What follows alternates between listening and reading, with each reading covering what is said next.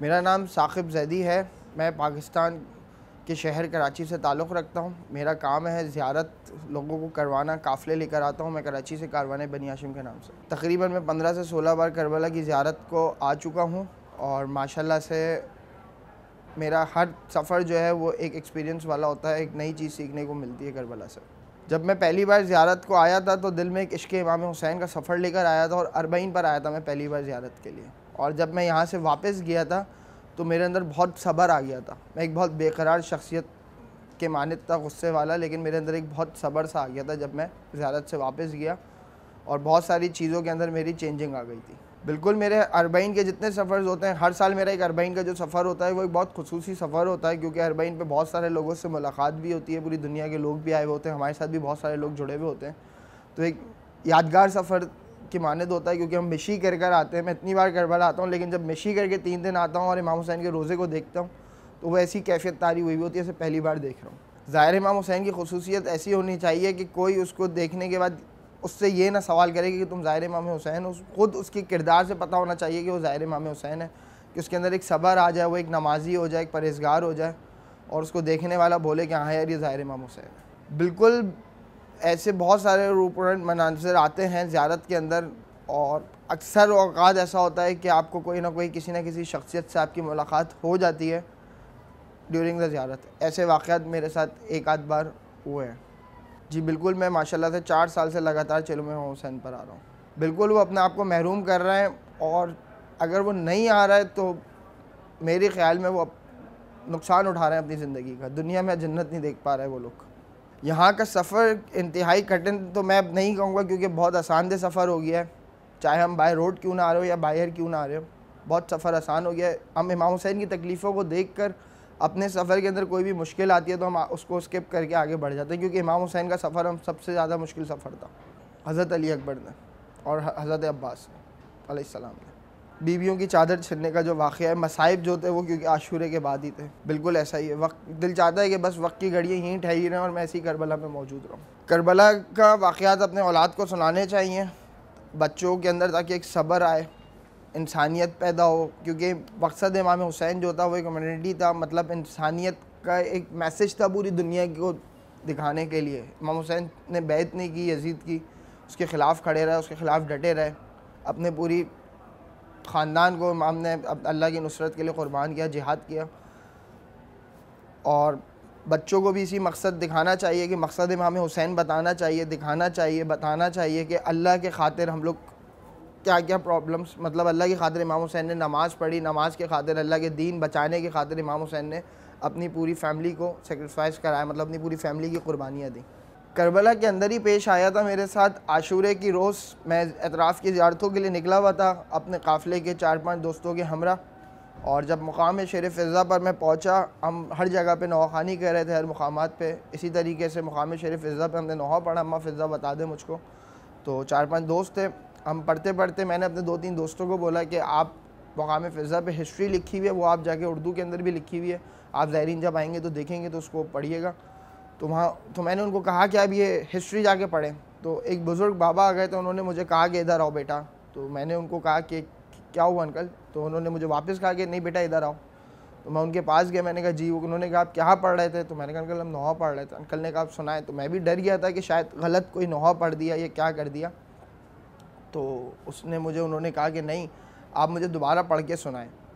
तो खैर मैंने उनको जैसे ही पढ़ के सुनाने लगा तो उन्होंने मुझसे बातें करना शुरू कर दी। उन्होंने कहा मैं 9 की रात को यहाँ पे था और मैं इस तरीके से करबला के अंदर होता हूँ और मैं यहाँ से जाता नहीं हूँ। तो मैंने कहा अंकल आप किसके साथ आए? उन्होंने किसी का कोई भी रिलायबल मुझे आंसर नहीं दिया। खैर वो मुझे एक मैसेज देना चाह रहे थे करबला के हवाले से। उन्होंने कहा कि आजकल आप लोग जितने यंगस्टर्स हैं, आप लोग हदीस किस्सा पढ़ना आप लोगों ने छोड़ दिया, आप लोग हदीस किस्सा पढ़ा करें, ज़्यादा आशूरा पढ़ा करें।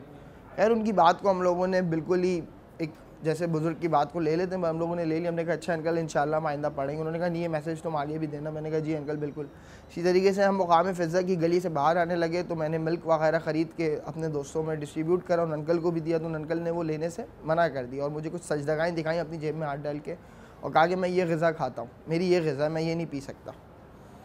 खैर मैंने उनको कहा अंकल दुआ में याद रखिएगा। अंकल ने कहा बेटा कुन फ़यकुन के रोज़े पर आए हुए हैं तो जो दुआ मांगनी है आप जाएं और आपकी कबूलियत होगी, और मेरे मैसेज को याद रखना और सबको ये मैसेज फैलाना। मैंने कहा जी अच्छा ज़रूर। खैर ये बात करते करते वो मेरे एक फ्रेंड के साथ ही आगे आगे बढ़ते रहे और वो अंकल हमारे साथ चलते चलते ही बिल्कुल गायब हो गए। अब रात को 4 बजे का टाइम था, यहाँ पे इतना रश भी नहीं हो रहा था उस टाइम, और अंकल को हम ढूंढते रहे। तो वो एक मैसेज, आज बहुत अच्छा प्लेटफॉर्म मुझे मिला हुआ था आप सब तक वो मैसेज पहुँचाने के लिए, तो वो मैंने ज़रूर आप लोगों के साथ शेयर करा। तो जितने व्यूअर्स भी मुझे देखने वाले हैं, जो लोग सुन रहे हैं, तो उनसे भी गुजारिश है कि वो ज़्यादा आशूर और हदीस किस्सा ज़रूर पढ़ा करें। हफ्ते में 1 बार पढ़ें, लेकिन पढ़ें ज़रूर। कुछ समझ भी नहीं, कभी कभार जितनी बार ज़री में जितनी बार आता हूँ, फ़र्स्ट टाइम जब ज़री की तरफ जाता हूँ इमाम हुसैन की, तो कुछ समझ नहीं आ रहा होता। ज़री पे पहुँच के कोई चीज़ याद नहीं आ रही होती मुझे कि मैं क्या मांगूँ, क्या करूँ। बस गिरिया करने का दिल चाह रहा होता है और समझ नहीं आ रहा होता कि मैं क्या करूँ मौला के पास। और यहाँ से फिर जब जाने की बारी आती है, चाहे मैं यहाँ 10 दिन मैं करबला में 10 दिन भी मैंने स्टे किया है और ज़्यादा से ज़्यादा, लेकिन यहाँ से जाने के बाद जो है वो बिल्कुल भी उदासी से आखिरी दिन ऐसा लग रहा होता है यार 2-3 दिन और रुक जाते। हर ज़ियारत का जो सफ़र है वो रूपरवंत सफ़र होता है और हर सफ़र इमाम हुसैन का तकलीफ़ वाला सफ़र होता है, क्योंकि करबला कोई भी इंसान डायरेक्ट बग़ैर तकलीफ़, छोटी सी कोई तकलीफ़ आ जाती है लेकिन आती ज़रूर है करबला पहुँचने में। अगर कभी भी हम कराची से ये चीज़ सोच के चल देंगे हमें डायरेक्ट करबला जाना है, तो ज़रूर रास्ते में कोई ना कोई एक आध मुश्किल आती है। कभी एयरपोर्ट पे हमें किसी चीज़ को लेके हम देर हो रही होती है, कभी गाड़ी के साथ कोई प्रॉब्लम आ जाती है, कभी करबला पहुंचने में कभी कोई सिक्योरिटी रीज़न आ रहा होता है, बहुत सारे कभी ना कभी कोई इशू। डायरेक्ट करबला की अगर हम नियत करके कराची से चलते हैं तो कोई ना कोई इशू ज़रूर आता है। ये मेरा एक्सपीरियंस रहा है, ये मेरा तजुर्बा रहा है। यहाँ के गुज़रे हुए पलों को कभी उदासी से भी याद कर रहे होते हैं, कभी जैसे मगरिब के टाइम पे अपनी मस्जिद में नमाज़ पढ़ने जाते हैं तो उस टाइम बहुत याद कर रहे होते हैं कि यार हम करबला में होते तो हम सहन हरम में हम नमाज़ पढ़ रहे होते, या बैनुल जगह ना मिलती तो बैनुल हरमैन में पढ़ रहे होते। इस तरीक़ों से फिर जब लोग वाक़यात सुनते हैं तो उनको बताने में बहुत मज़ा आ रहा होता है। दिल चाहता है कि कोई हमारी सुने, हमारे साथ बैठे और हमारे करबला के वाक़यात को हमसे सुनता रहे। जो नाज़रीन चेलम का जो सफ़र है वो क्या शेयर करूँ मैं, अल्फाज नहीं है उसको बताने के लिए, समझाने के लिए जुमले नहीं है कि मैं उसको कैसे बताऊं कि चेलम इमाम हुसैन क्या है। चेलम इमाम हुसैन बस एक इश्क का सफ़र है, एक लगन का सफ़र है, और समझ नहीं आता। बड़े से बड़ा आदमी भी मैंने यहाँ पे देखा है, मेरे साथ खुद बाहर के ग्रुप के लोग आए हुए, मतलब बाहर से लोग आए हुए, बहुत लाइफस्टाइल, बहुत अच्छी स्टैंडर्ड वाली लाइफस्टाइल गुजारने वाले लोग, और बिल्कुल ही इकनॉमी, बिल्कुल ही सबकी तरह वो रह रहे होते हैं और बिल्कुल ही इकनॉमी तरीके से वो लोग रह रहे होते हैं।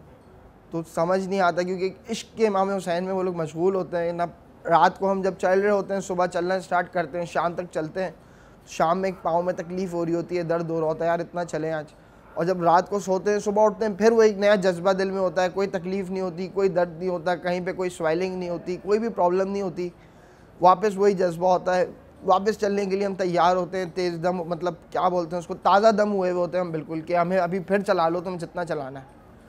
और क्या बताऊँ मैं, उसके लिए कोई जुमले नहीं है, बस इश्क का एक सफ़र है, जो चीज़ चलते रहो बस मज़ा आता रहता है। अरबईन ऐसा सफ़र होता है कि एक बार कर लेता है जो भी इंसान, जैसे मैंने भी जब फर्स्ट टाइम किया था तो अरबईन ही किया था, उसके बाद बस फिर मौला ने एक ऐसी ड्यूटी लगा दी कि हर बार मौला के पास आते हैं, लेकिन अरबईन मिस करने का दिल नहीं चाहता। अरबईन पे दिल चाहता है कि बस भाग के मौला के पास आ जाएं और इस इश्क के सफ़र को जारी रखें। और जो नाज़रीन नहीं आ सकते तो उनके लिए दुआ होती है कि मौला उन सब की तौफ़ीक़ात में इजाफ़ा करे, मौला सबको अरबईन की ज़ियारत नसीब फरमाए।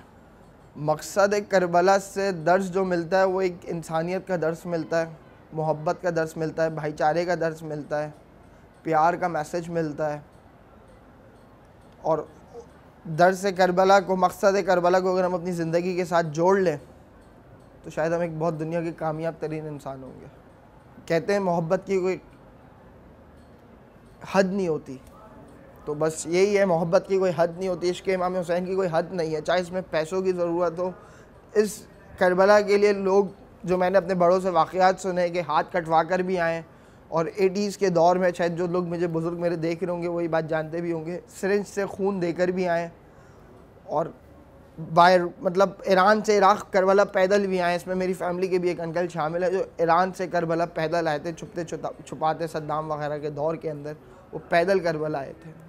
तो इश्क के सफ़र है, तो कोई भी हद पार कर सकते हैं, इसमें कोई मसला नहीं होता इसमें पैसों के लिए। और करबला के सफ़र के लिए पैसा ज़रूरी नहीं है। मैंने बहुत सारे लोग मेरे साथ ऐसे आते हुए देखे जो एक वक्त का खाना खाते हैं, उन्हें दूसरे वक्त के खाने का नहीं पता होता, लेकिन वो इश्क के सफ़र में आए हुए होते हैं, करबला की ज़ियारत करते हैं। एक से ज़्यादा बार मैं करबला आ जाता हूँ और अब माशाल्लाह से मैं इतनी बार करबला आता रहता हूँ कि अब हर 1.5-2 महीने बाद मैं ख़ुद बेचैन होने लगता हूँ। मेरा अपने मुल्क में मेरा दिल नहीं लग रहा होता।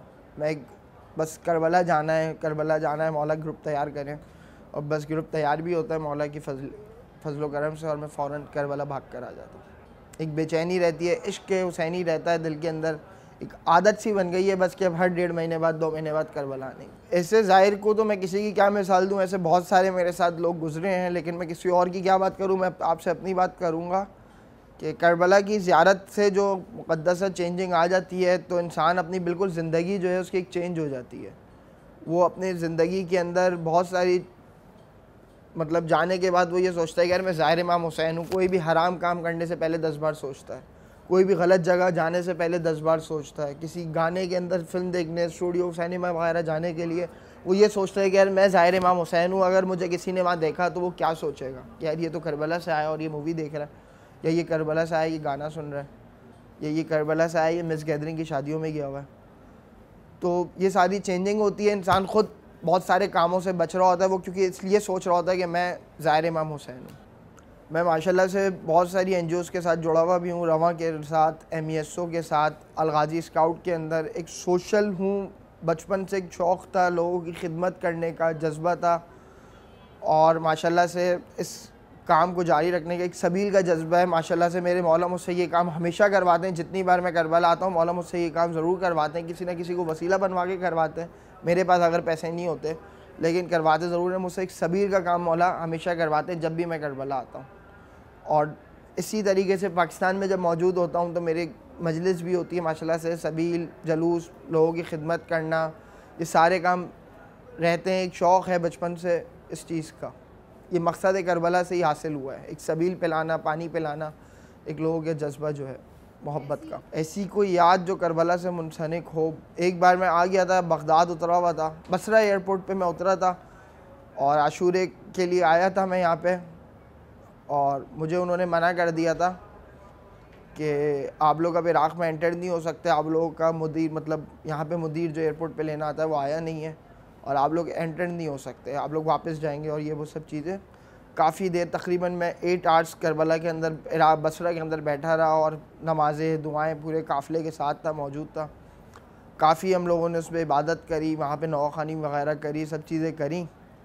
एक जज्बा करा, मौला से दुआ करी कि बस मौला बुला लें, मौला बुला लें, और मौला ने खैर बुलाया। उसके बाद एक और बहुत यादगार वाक़या, लास्ट ईयर 2018 में जुलाई के अंदर यहाँ पे नजफ़ एयरपोर्ट बंद हो गया था। 15 जुलाई को कुछ हालात ख़राब हो गए थे नजफ़ के, और मेरा ग्रुप था, मुझे पाकिस्तान से कराची से आना था यहाँ नजफ़, और नजफ़ रुकना था 3 दिन और उसके बाद करबला आना था।